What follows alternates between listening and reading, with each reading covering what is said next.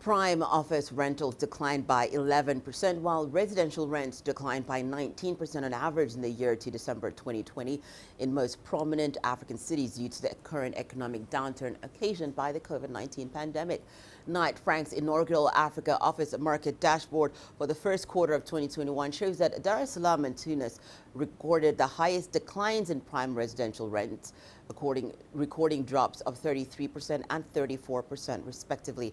On average in 2020 and compared with 2019, prime office and residential rental yields in Nairobi declined by 3.9% last year. Kampala, however, is expected to record a rise in occupier activity due to the recent signing of the East African crude oil pipeline project, which could drive up demand.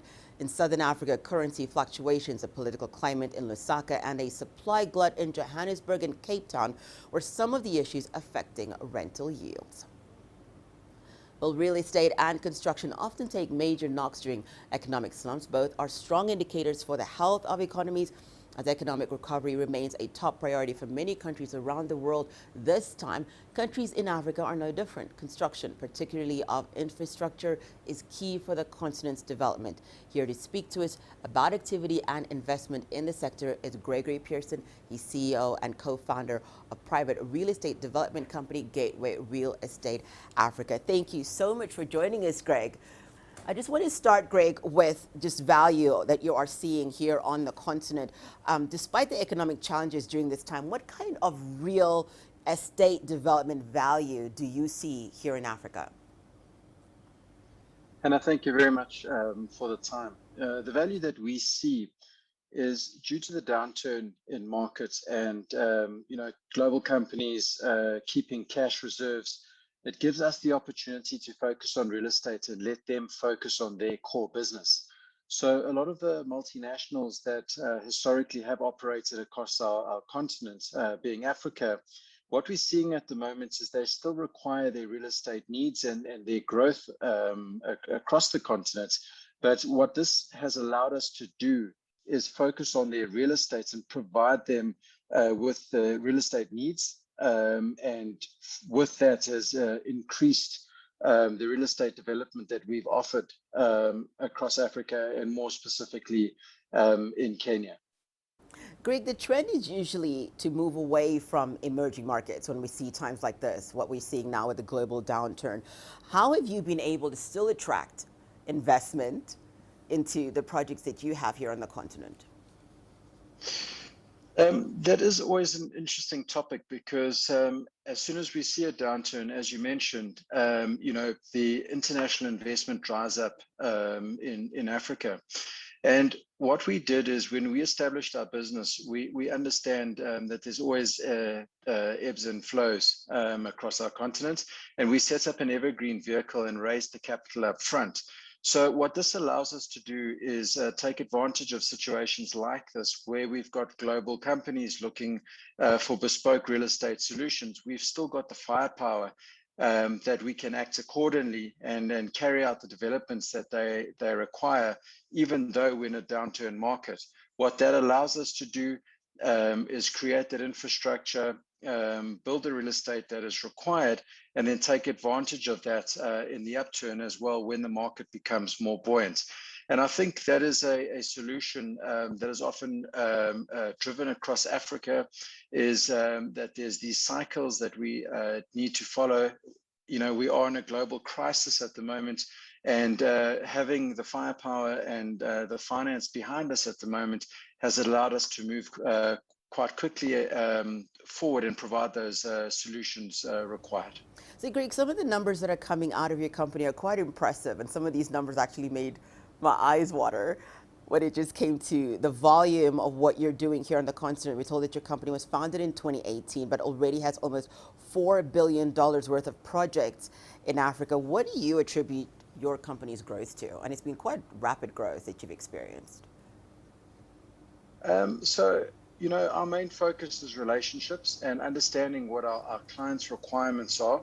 We're not a typical real estate developer that goes into a new country, arrogantly builds a development and hope people will come. What we do is we try and partner in the countries that we're operating in. And then from there, understand the culture of the country and understand the relationship that we have with our global partners and create a solution that will suit the country that we're investing in, as well as global best practice for our requirements of our global tenants moving into the continent. And, I think we've been going about this business for a long time, and relationship is key. Understanding, the different tax structures and central bank regulations of those countries, and then working in collaboration with partners. The bigger we can grow a real estate platform in Africa will invite more investors into our continent.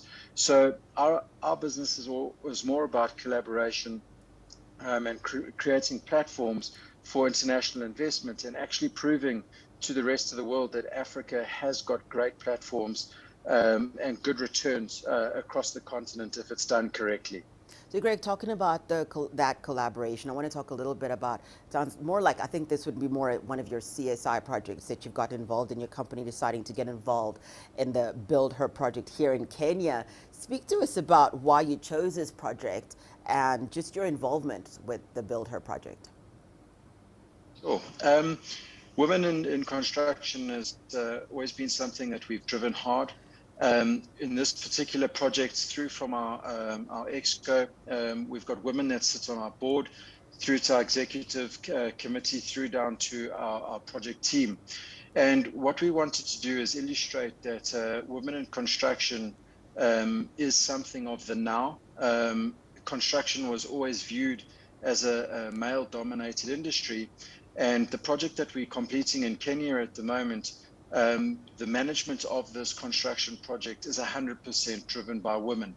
And we just think that if we can put this as a showcase forward, we're leading by example, and it will be something that the rest of the world can take a look at to say Africa has delivered a project run and managed by women, which I think is a fantastic achievement to showcase what Africa can do if the right processes are put in place. And specifically with this foundation that we're working with, Earn and Learn.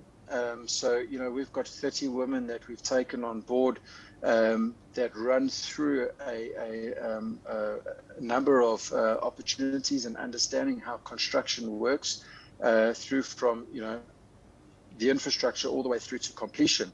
And at the end of that, they come out with a qualification so they can take that and better themselves and move on to other construction sites, which I think is a phenomenal program.